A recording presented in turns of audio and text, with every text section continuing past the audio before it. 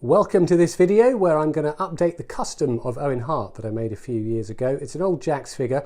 I used a Jesse head, who I think was Terry Gordy's son, wasn't he? But now we've got an AEW figure with an AEW head. I thought I'd switch them over.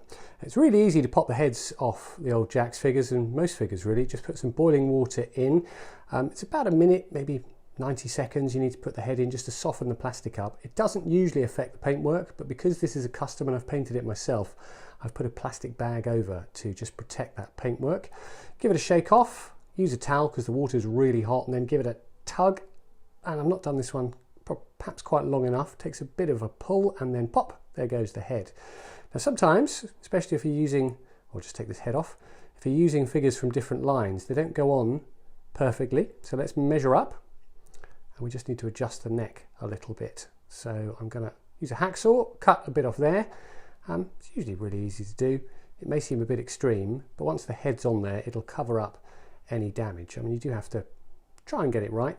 And then a bit of sandpaper just to make it slightly thinner, because otherwise he's got this really big thick neck, which is slightly too big for the head. Now, because I used a figure that I painted, I'm just going to touch up where the water has affected it.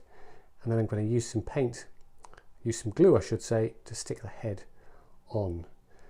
And then I use Mod Podge. That's what I use to seal my paint so that it doesn't come off. And it generally doesn't, but the hot water did affect it on this occasion, and that will dry clear. And there you go. You've got a new Owen Hart custom figure with the new AEW head. I'm sure there are people who've made more detailed ones than me, but I'm pretty pleased with that, to be honest. It's just what I was after.